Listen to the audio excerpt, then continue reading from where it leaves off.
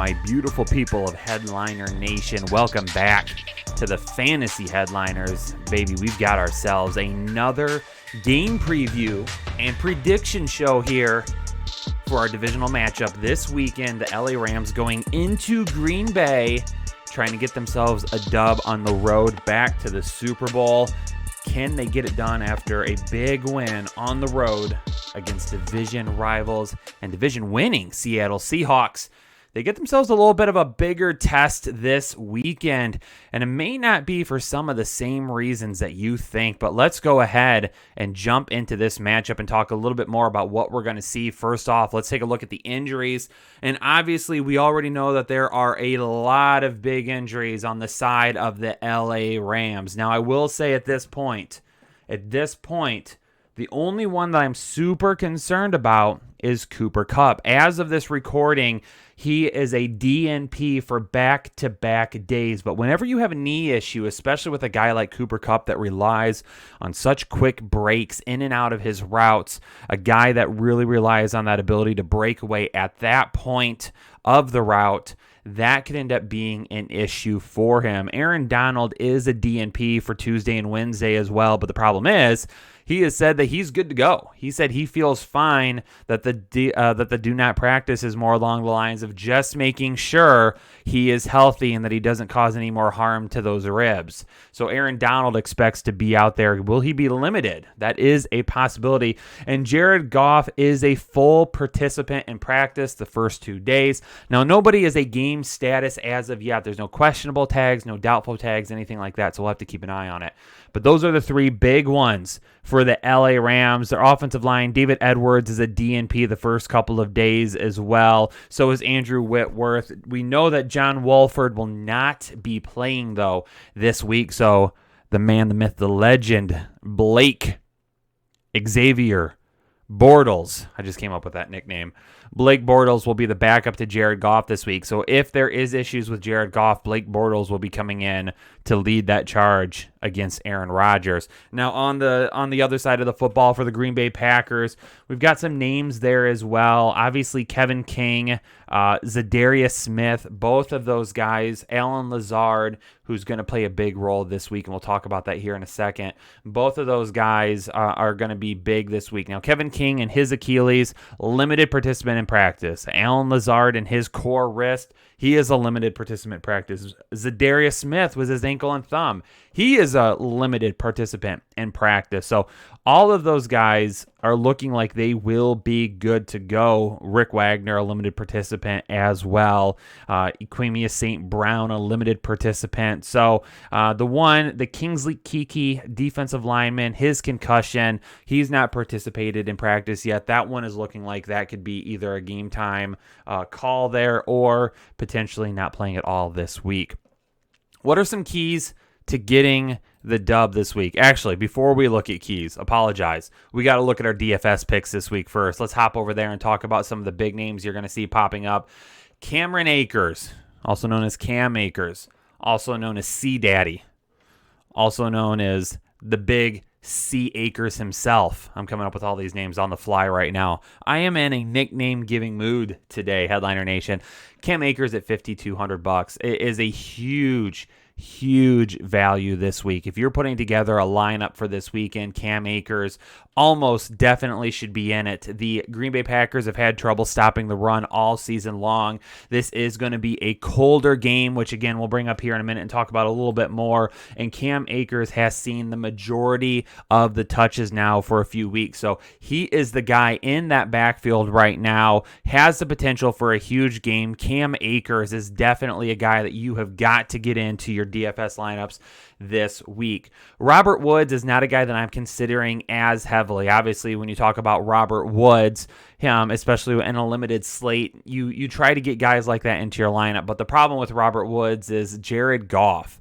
Jared Goff struggles in specific kinds of weather, and that is whether that is 40 degrees or lower. He doesn't play in that a whole awful lot, but when he does, in games that he has played in that are less than 40 degrees, he only has 1 touchdown and 7 interceptions. Saturday night, there is a 20% chance of rain showers or snow showers after midnight. So That weather isn't going to be playing a part, but it's going to be cloudy with a low around 24. There's going to be some wind gusts that could be up to as high as 21 miles per hour. So it's not really those external factors like rain, snow, wind that are going to be the big issue. It's how cold it's going to be.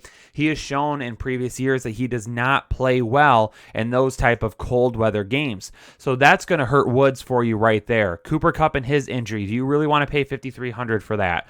Josh Reynolds is a guy that you should be taking a look at in GPP lineups. Now, I just said to skip on Woods. Why would I tell you to play Josh Reynolds? Well, look at the difference in price there. Josh Reynolds is significantly cheaper than what Robert Woods is. And if there is no Cooper Kupp and Josh Reynolds is that wide receiver 2 this weekend, that bodes well for some decent volume towards Reynolds, especially if you think the Green Bay Packers are going to be leading a majority of this game.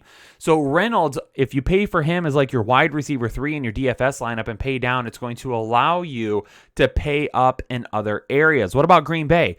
Well, Aaron Rodgers and Davante Adams, they're going to be one of the bigger stacks this weekend. Me personally, for $8,600, I'm skipping on Davante Adams. He's got Jalen Ramsey. Jalen Ramsey has basically shut down every single wide receiver that he has seen this season, and it hasn't been particularly close. And here's the thing, it's not like he just shut down a bunch of decent wide receivers or guys that are below him. He's shutting down guys that are excellent. Amari Cooper held him to 7 catches and 57 yards. Stephon Diggs held him to 1 catch and 4 yards. Terry McLaurin was held to 0 catches. Allen Robinson was held to 1 catch on 42 yards. Mike Evans, 40 on 4 catches.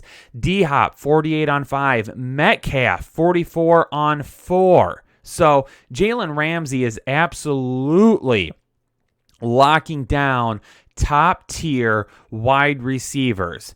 And that's the thing that bodes horribly, horribly wrong for Davante Adams this week, because you're paying a premium price for a guy that may not put up premium numbers. The most games this year that allowed 0 yards in coverage for cornerbacks, Jalen Ramsey had 3 of those. That was tied with Kendall Fuller and Tre'Davious White for second in the league. Xavier Howard had 4. I don't love that. Again, you're paying $8,600, a premium price for a guy that the chances of him putting up premium numbers are not good. And that's why I would stay away from Davante Adams. At the tight end position, Robert Tonyan, if you're playing in some GPPs this week, probably not a great cash option, but if you're playing in some GPPs, I'm all right to roll with it, especially if Davante Adams gets pulled out of this game script a little bit like Jalen Ramsey. Robert Tonyan's going to be a huge matchup for them this week. $4,200 paying for a likely touchdown, not a bad price. I'm good to roll with that. Let's talk about some keys to win here. For the LA Rams, it's going to be about health. Who's going to be the healthiest option this week for them? When you've got Cooper Kupp with an injury, when you've got Aaron Donald with an injury, when you've got Jared Goff that, even though he's a full participant, is still dealing with some of that issues with his thumb, that's going to be an issue. Those are some big-time players in a big-time game that are not going to be 100%. You don't want that when you head into Green Bay. Also, Goff is going to have to control this game, okay? He is going to be the guy who's not going to be able to give up turnovers.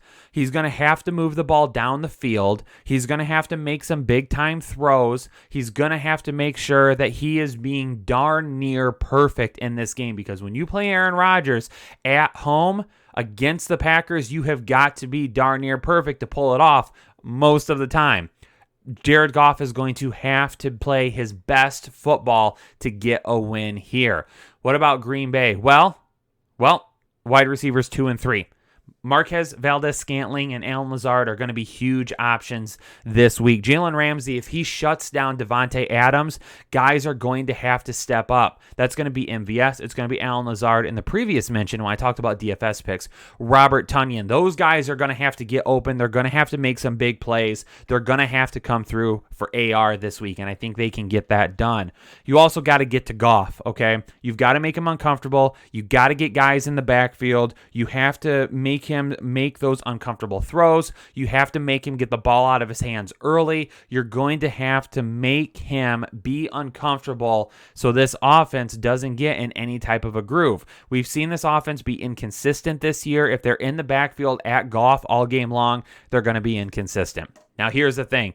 Here's our pick this week. Jake and I are going to be on the same page here. We're both going to go with Aaron Rodgers at home, picking the Green Bay Packers to get the dub in this game. I just don't think LA has been consistent enough. I think they have too many injuries, and I don't think Jared Goff is going to be able to get the win on the road in a type of weather game that he has traditionally struggled in. If he was 100% and this offense would have been playing better at the end of the season, I might be okay with it. But he's not 100%. Is that thumb going to be an issue in the cold weather? Is he going to have to try and keep it warm? Those are all things to consider. The pass rush of Green Bay, I think, is going to do enough to get to him, and then they are going to be just fine running the football and going to their number 2 and 3 because of Jalen Ramsey being on Davante Adams the entire game. So there are our picks for LA and Green Bay on Saturday. Headliner Nation, what say you? Let us know down in the comments below. Who are you picking to win and why? Give us an explanation below and give us your thoughts on this game. What are some key points for you as well? If you're new here to the Fantasy Headliners, hit that subscribe button, stick around, and see more of our awesome content here. And as always, if you appreciate that content, hit that like button. Headliner Nation, appreciate you all. Thanks so much for tuning into this episode of the Fantasy Headliners. Stay safe, stay healthy, and I'll catch you all later.